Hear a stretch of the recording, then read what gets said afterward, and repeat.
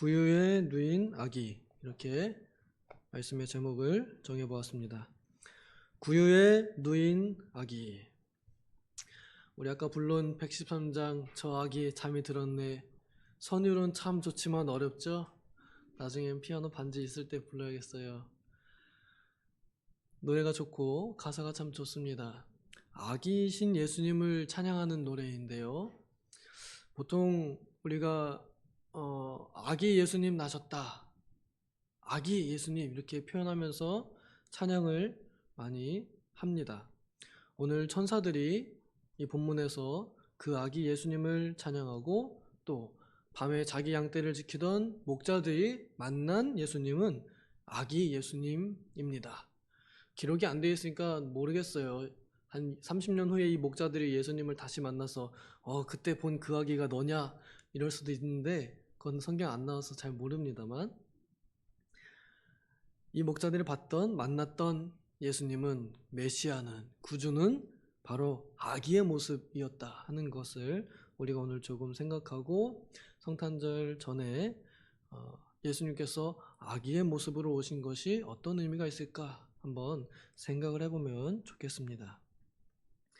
예수님께서 우리 어제 말씀 배운 대로 본체는 하나님, 본래는 하나님이신데 근데 사람의 몸이 되셔서 이 땅에 오셨습니다. 그러니까 지극히 높은 곳에 계시던 분이 낮은 곳, 땅으로 내려오셨다 하는 것입니다. 내려오시는데 그 내려온 곳에 있는 사람들과 함께 같이 계시기 위해서 내려왔다라고 말씀하였습니다.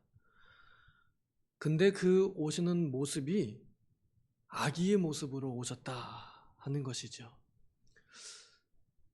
하나님께서 굳이 아기의 모습으로 오신 겁니다. 일부러요. 일부러. 예수님께서는 오실 때부터도 그냥 하늘에서 띠용 하고서 33살의 모습으로 내려오실 수도 있잖아요. 그쵸? 아니면은 좀 더 젊은 모습이 한 20살로 이렇게 딱 내려오시거나, 아니면은 뭐 걸을 수 있는, 뛸 수 있는 한 10대 청소년의 모습으로도 내려오실 수 있고, 하여간 하나님은 못하실 게 없기 때문에 얼마든지 원하시는 나이대의 모습으로 내려오실 수 있습니다. 그리고 오시는 방법도 굳이 사람의 몸에서 안 나오고 그냥 하늘에서 떡 하고 내려와도 돼요. 근데 사람의 몸에서 나는 방법을 택하셨습니다. 이는 성경이 그렇게 예언했기 때문에 그렇고, 또 그것이 하나님의 뜻이기 때문에 그렇게 예언되었습니다. 그리고 그 이유는 신약에 밝혀진 바, 사람이 되시기 위해서 그렇게 사람이 출생하는 방법과 똑같은 모습으로 오셨다 하는 것이고요. 사람의 모습으로 사람처럼 사람이 되어서 오신 이유는 그의 구원의 대상인 사람들의 자격과 같은 자격을 가지기 위해서, 그래서 사람이 사람을 대신하여 속죄할 수 있도록 사람이 되신 것과, 그 다음에 한 가지는 하나님이란 존재가 사람의 존재를 이해해 보기 위해서, 이것을 어려운 말로 체휼하기 위해서라고 이렇게 표현합니다. 공감하기 위해서 하나님이신 존재가 사람이 되어 보신 겁니다. 그래서 예수님께서는 하나님이시지만 아기의 모습부터 오셨습니다. 오늘 이 본문에서 이제 예수님께서 태어나신 장면이 등장합니다. 여기에 태어나는 그 배경에는 호적하라는 명령이 이렇게 있어서 그 아버지의 고향으로 다시 이렇게 돌아가는 길에 베들레헴에서 갑자기 이렇게 태어나시게 됐는데, 그것도 다 하나님께서 예정하시고 또 섭리하셔서 그 마국간, 그 여관, 거기에 베들레헴 여관, 거기에 딱 머물어서 어쩔 수 없이 지금 마리아는 급해가지고 아이가 나올 것 같아요 이러면서 여관에 아무데나 좀 누워주세요 이러더니 우리는 저기 마구간밖에는 지금 자리가 없는데 이러면서 그럼 거기라도 갈게요 이렇게 해서 마구간에 갔을 겁니다. 그리고 마구간에서 아이를 출생할 수밖에 없는 그 환경에 놓이고, 그래서 아이가 태어나고 그 아이를 놓을 때가 마땅치가 않으니까 어떻게 해요? 말 밥통 위에다가 올려놓은 거예요. 이게 오늘 나온 장면입니다. 예수님께서 아기 그리고 심지어 왕으로 오셨는데, 이제 동방박사들이 찾아올 거거든요. 그럼 왕으로 오셨는데, 세상이 인정하는 왕으로 오셨는데, 박사들 그 똑똑한 사람들이 왕으로 모시는 분이 오셨는데, 근데 그분이 왕궁에 계신 게 아니라 떡집에 계시고 베들레, 그리고 말 주차장, 우리 요즘으로 하면 주차장이에요. 차고, 주차장, 차고 이런 데에, 그리고 말이 밥 먹는 그 말 밥그릇에, 밥통 위에, 거기에 이렇게 놓이시게 된 겁니다. 왕이신데, 왕이라며, 근데 말 밥통 위에 어떻게 그런 일이. 바로 이것이 하나님의 뜻이고, 바로 이 모습이 하나님께서 예수님이 어떤 분이신가에 대해서 보여주신 겁니다. 예수님은 교만의 왕이 아니라 겸손의 왕으로, 평강의 왕으로 오셨습니다. 그래서 그는 겸손하여 나귀를 타고 예루살렘에 입성을 하셨지요. 겸손의 왕으로, 평강의 왕으로 오신 모습을 보여주신 겁니다. 막 피투성이 피 흘려가면서 전쟁해가지고 로마를 정복해서 이기는 그런 전쟁광, 싸움광, 이런 전쟁의 왕이 아니라 자신이 죽음으로 인해서 모든 사람을 살리는, 자신이 희생하여서 죄인을 살리는 그런 잠잠한 어린 양 같은 평강의 왕으로 오셨다는 것을 미리 보여주신 것입니다. 그리고 예수님께서 아기로 태어나셨잖아요. 그럼 아기로 태어났으니까 누가 보살펴줘요? 엄마가, 아빠가 보살펴주잖아요. 그렇죠? 예수님께서는 사람이시지만 또한 하나님이시잖아요. 그럼 아기로 태어나시면은 하나님이시니까 못할 일이 있으세요? 없으세요? 못할 일이 없으세요. 그런데 아기로 태어나신 상태에서 응가했으면 누가 치웠을까요? 엄마가 지었겠죠? 하나님이신데요? 하실 수 있지 않을까요? 아기지만 하실 수 있잖아요. 안 그러시고, 또 어린 아이의 모습이 점점 되어가면서, 우리 애기들 처음 나왔을 때 보면 어머 이뻐 이러면서 아이고 똥냄새도 구수하네 이러면서 키우다가, 또 밤엔 어때요? 엄마 아빠 자야 되는데 자꾸 울어요. 제 친구도 이번에 아빠가 됐는데 힘들어 죽겠대요. 얼굴이 막 파여가지고. 아빠인데도. 엄마도 얼마나 힘들겠어요. 그런데 아기가 자꾸 울어요 밤에. 예수님은 안 우셨을까요? 아기의 모습 똑같이 부모님이 잠 못 자게 그랬을 수도 있습니다. 그리고 이제 한 4살쯤 되면은 점점 자기의 자아가 표출이 돼요. 그 전까지는 그냥 엄마 아빠가 시키는 대로 해주는 다리다가 이제 말을 하나 배워요. 그 전까지는 응, yes, yes 이것만 배우다가 이제 아니야, 아니야를 이제 표현할 줄 알게 되면 그때부터는 아니야, 싫어 이 말이 엄청나게 많이 나온답니다. 저희 동기 강도사님들이 아이를 키우면서 그래요. 얘가 아니라는 단어를 배우더니 그때부터는 뭐만 하면 다 아니고 다 싫다고 그런다고.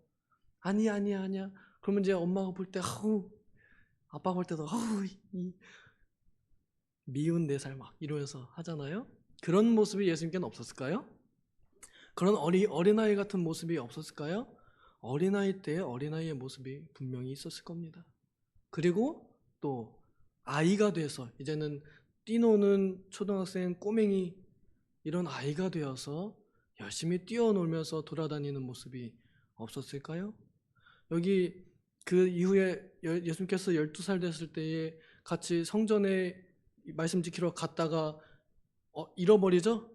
예, 그 예수님이 잃어버렸는데 그 잃어버린 이유 중에 하나를 저는 추측하기를, 원래 예수님께서 개구장인 곳을 뛰어놓으시기 때문에 밖으로 싸돌아다니는 게 익숙하니까 부모님이 예수님 안 보여도 어딘가 뛰어놀고 있나 보다 이렇게 생각하고 그냥 떠난 거예요.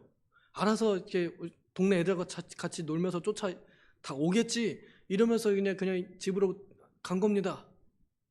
근데 그날에는 예수님께서 신적인 감각으로 성전에 계셨어요. 그래서 안 따라갔어요. 내 부모님들은 그렇게 생각하지 않았다 하는 거죠. 그래서 예수님께서 그 초등부, 그 꼬맹이일 때는 개구장이 같이 잘 뛰어노는 모습도 있었을 것 같다. 그러니 부모님 깨나 속에는 어린아이의 모습을 가지고 계셨을 것 같습니다. 그러니 이 마리아랑 요셉이 성전에 가가지고 3일 만에 찾아오니까 거기서 예수님이 막 어른들하고 대화하면서 막 성경 가르치고 있어요. 그 율법 학자들하고 막 랍비들하고 막 얘기하고 있어요. 그 대화 수준이 된다는 얘기잖아요. 근데 그걸 보고서 엄마 아빠가 와가지고 내가 너 때문에 얼마나 고생했는지 알아?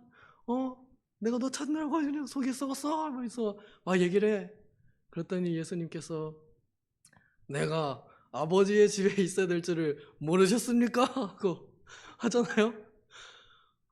부모님들이 예수님께 대하는 그 태도를 볼 때요, 아이를 대하는, 자녀를 대하는 그 모습이 그대로 나옵니다. 만약에 예수님께서 집에서부터도 하나님으로 군림하고 계셨다 그러면은 겉모습은 그 아이지만 어때요? 이미 왕처럼 되었을 겁니다. 우리 조선 역사는 그렇잖아요. 아이이지만 왕자로 태어나서 세자저하 이러면서 꼬맹이한테도 세자저하 이러면서 막 절하고 왕이 이제 됐는데 어린 나이에 왕이 됐을 때도 전하 이러면서 왕의 보좌에 앉아있는 거 12살짜리 꼬맹인데 그럼 왕이 막 명령하면서 경은 들으시오 이렇게 했을 건데도 전하 말씀하옵소서 어른 노인들이 다 막 그러면서 그랬을 거 아니에요? 그쵸? 집안에서도 예수님께서 하나님으로서 군림했으면 그러면 부모님들이 예수님이 없어졌어도 어디 갔었니? 이러지 않아요. 여기 계셨군요. 이랬을 겁니다.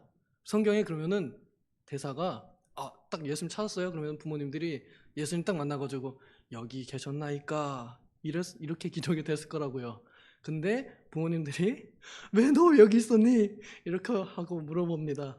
이걸 보면은 예수님께서 공생애를 시작하시기 전까지는 온전히 시작부터 성장하는 날까지 사람이 일반적으로 보통으로 평범하게 자라나는 그 모습을 그대로 성장하는 모습을 보여주셨다는 것을 우리는 생각해 볼 수 있습니다.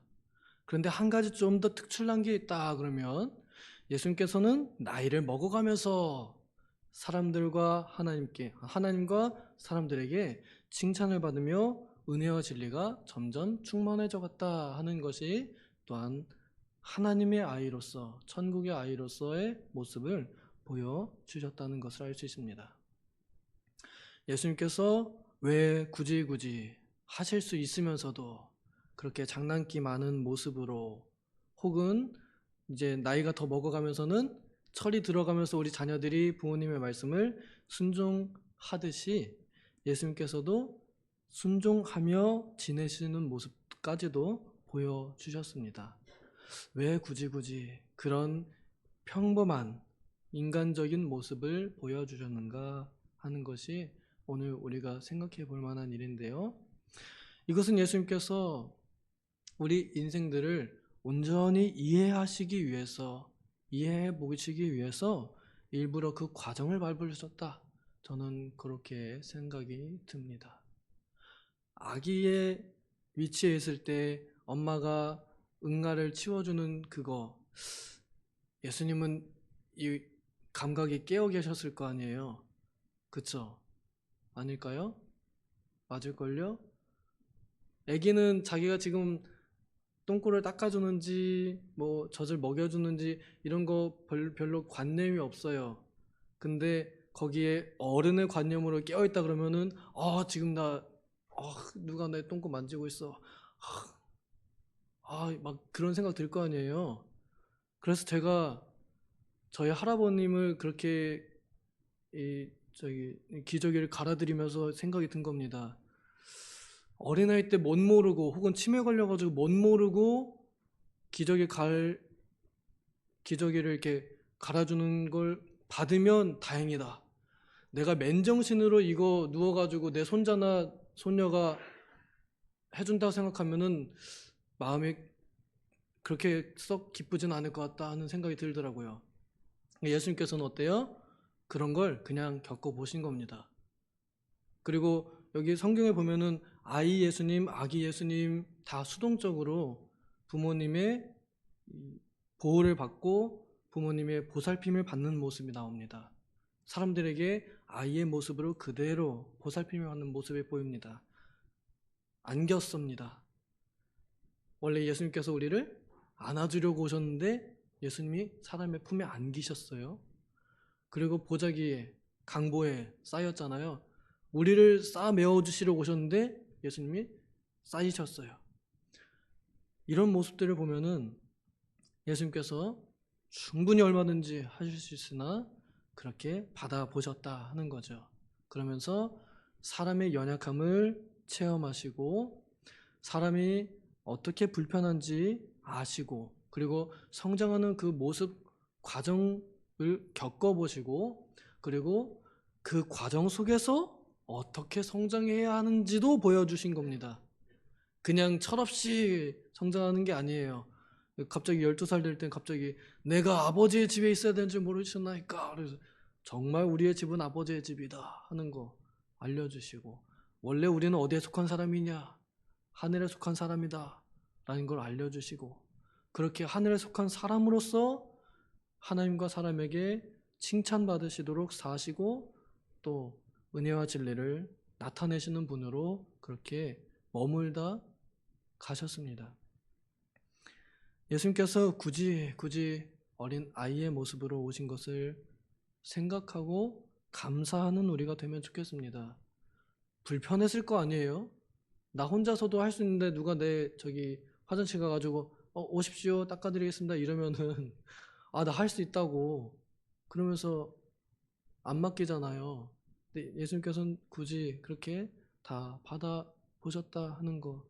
그래서 우리를 얼마나 그렇게 깊이 이해하시면서 천국의 어린아이로, 천국의 청소년으로, 천국의 청년으로, 천국의 성인으로, 천국의 어른으로 성장하시는 모습을 보여주셨는지 생각하며 우리도 비록 이제 몸은 다 성장했으나 우리의 영혼이 과연 예수님을 따라서 그렇게 성장하는 모습을 가지고 있는가 하는 생각을 하면서 예수님 앞에서 하나님 앞에서 성장하는 어른, 성장이 있는 그래서 날마다 성장하는 그러한 모습을 예수님과 같이 가지기를 소망합니다.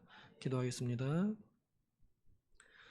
하나님 아버지, 우리의 모습은 이제 다 어른이 되었지만 그러나 그 영혼은 과연 얼마나 어른이 되어 있는지 얼마나 성숙해 있는지 우리를 돌아보게 하여 주시옵소서. 예수님께서 사람의 몸을 입으시고 아기부터 아이로 또 청년에 또 성인이 되기까지 성장하는 모습을 보여주시며 우리도 그렇게 성장해야 함을 그래서 천국의 사람들로 성장해야 함을 더욱 성숙한 사람들이 되어야 함을 또한 보여주셨습니다. 주님, 우리가 날마다 겉사람은 약해져 가지만 속사람은 날로 더욱 익어가고 더 성숙해지는 우리가 되게 하여 주시옵소서. 감사드리며 예수님의 이름으로 기도하옵나이다. 아멘.